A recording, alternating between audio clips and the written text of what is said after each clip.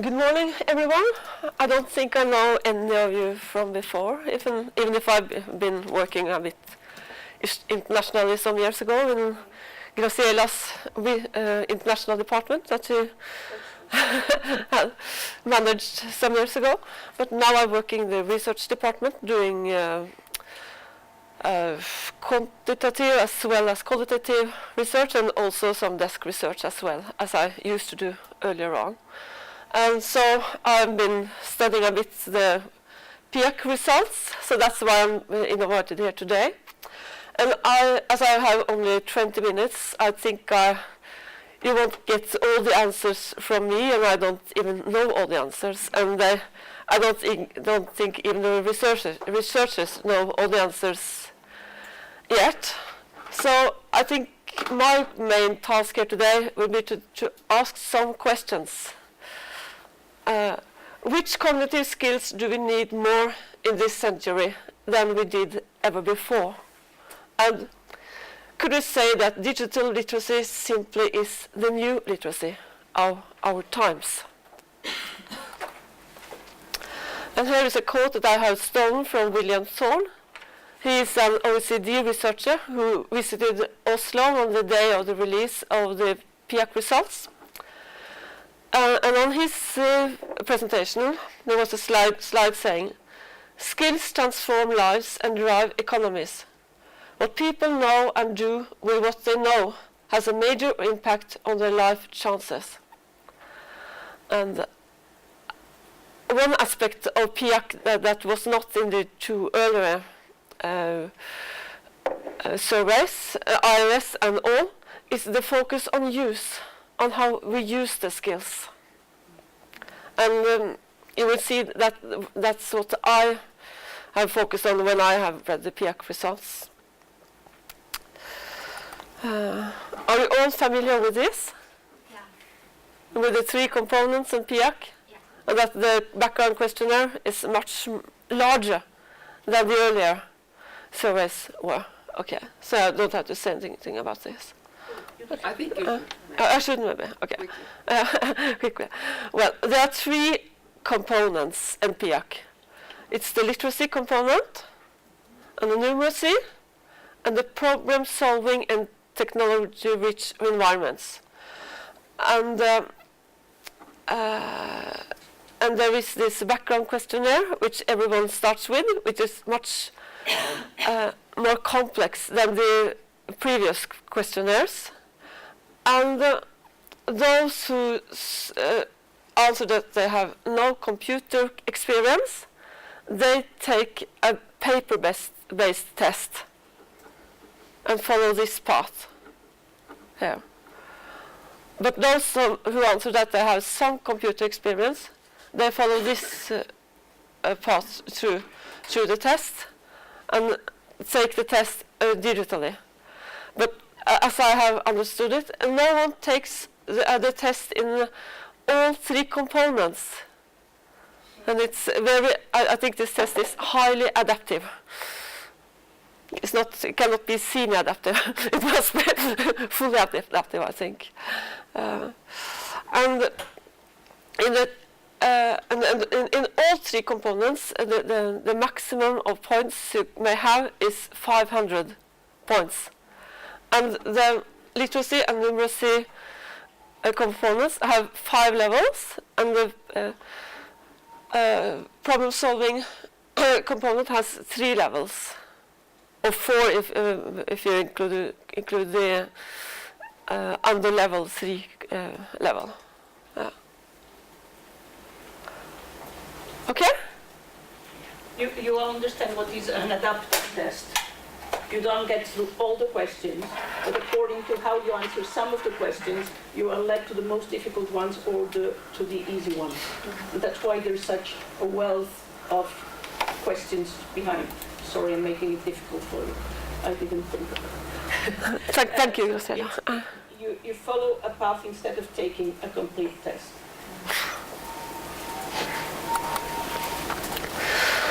And here is the literacy result. I have simply gone to the website of OECD, the OECD PIAAC websites, because there you have all the data, or not all the data, but the data in general. So this is just copied from the OECD website. We can also take the numbers and in Excel and make figures out of that. And you will see that I have done that as well. So here we can find your own countries and compare them to the average if you haven't done it before.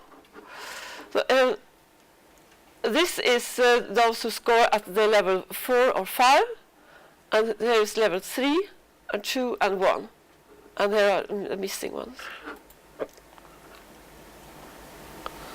Do you have any comments on that? We will need to study it. Yes, it's very general. Yes. Why the problem solving in technology-rich environment has just 4 levels instead of 5? I had tried to find the answer, but I didn't succeed. I'm sorry. I don't know. I don't know. I'm sorry.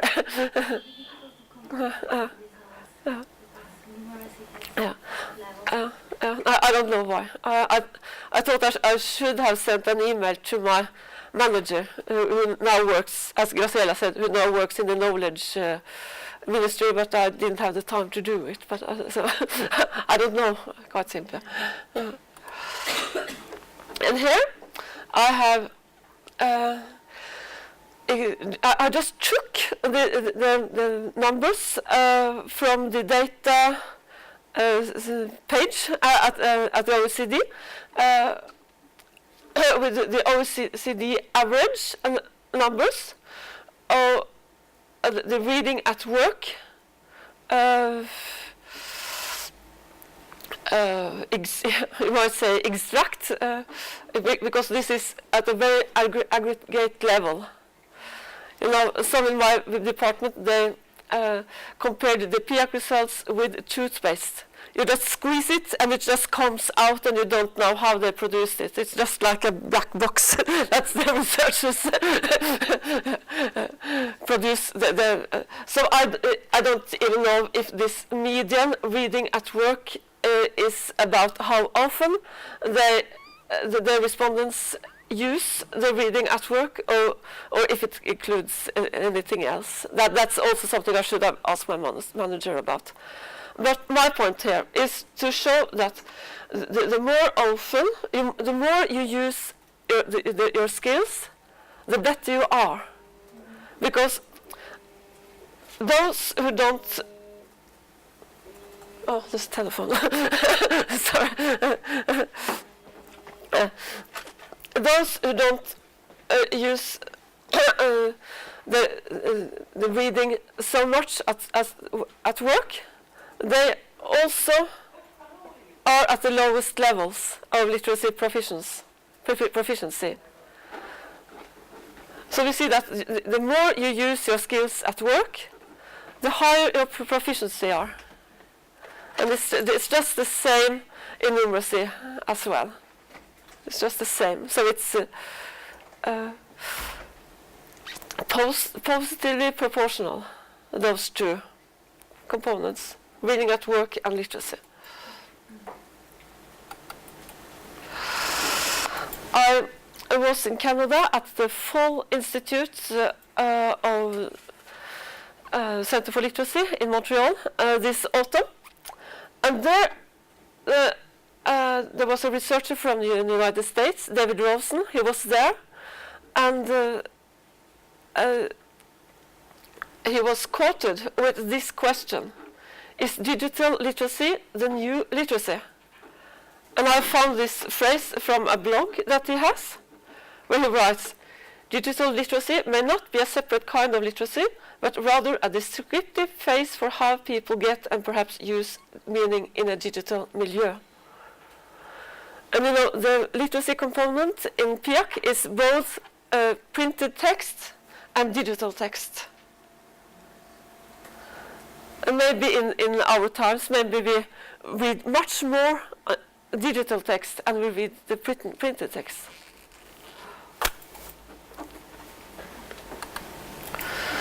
Here is the numeracy results.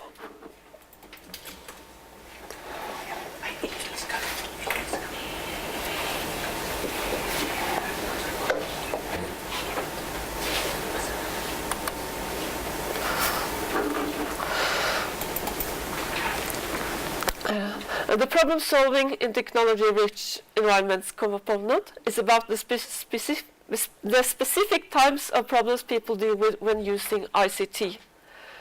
And it's not a measurement of computer or digital literacy, but rather the cognitive skills that are used and are necessary to function successfully at work or home in the 21st century.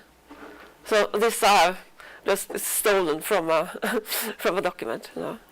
So yes. Question, if possible. As far as I studied these tasks, it seemed to me that the smart devices are not in PIAAC research, or not related to that. It's more PC based and web browser based and Outlook and Word and Excel based. Am I right or wrong about this? Did you hear what you said? You said that the smart, as far as you can see, that the smart devices are not included in the problem-solving component. And he asks me why, and I don't know, honestly. But I think that the, PIAAC is a huge survey, including many countries. So I think that the researchers simply have to use tools that I know that people use everywhere. I think that, but It's a very good question. yes, A lot of countries use the smart devices more than they use computers, so they should have involved them. But I guess that the assumption is that if you can use a computer, you're likely to be able to learn a device pretty quickly. But it's more the other way around, that some people know how to use the device and are not knowledgeable enough about the whole content of finding the information. I mean, there are lots of questions like that, and keep it. We will report soon. Yeah. We thought about that yesterday as we talked about it. Maybe the reason was it should be comparable with the earlier PIAAC researches, and maybe that's No, why. but that part of the technology-rich environment is not comparable, no. because that didn't exist. So they could have been completely free to design it as they wanted, because it's not comparable anyway. So maybe in the first round, but because if you have a look at the definition of the problem-solving component, you can see that it's said explicitly that this is the definition of the first round of this component of this PIAAC survey. So maybe it will be included in the. Here are the dimensions in problem solving, the task problem statement, technologies, and cognitive dimensions. So the technologies are included, but the main focus is how you use them.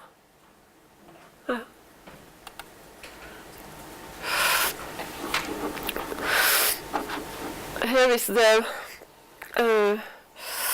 results of the problem solving proficiency in general. And here I have just taken the numbers of the OECD average results by age. It's problem solving by age groups. So if you see here, there's quite different patterns of the young age group and the oldest. You see?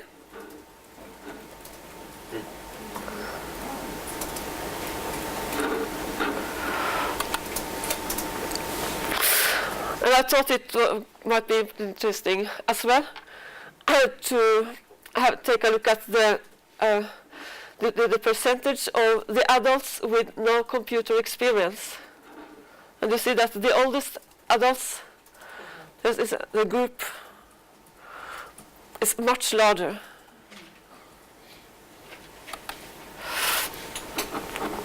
And here is a slide of the problem solving among young adults, 16 to 24 years.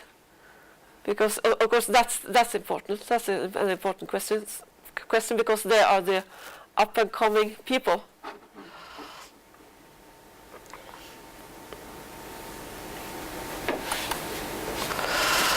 And here, another slide that shows the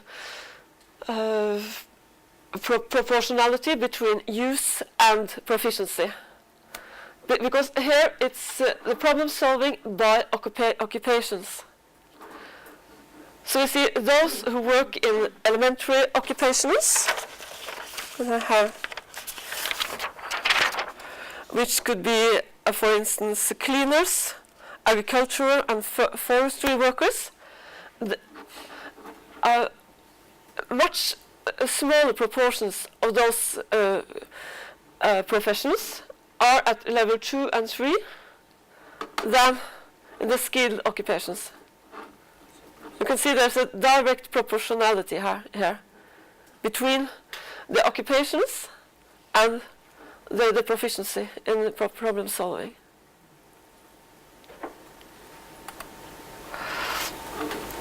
Here is my last slide. And I ask you, and you are to answer to this, which skills does this PS3 test item require? Here is the task. It's directly from the PIAAC test. You ordered a desk lamp from somethinglamps.com. I can see.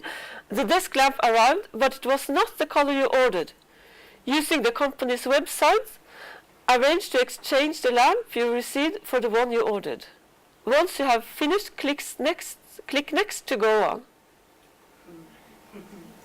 So I just ask you, which skills do you need and use to perform this task that you did not need, let's say, 50 years ago? Maybe you want to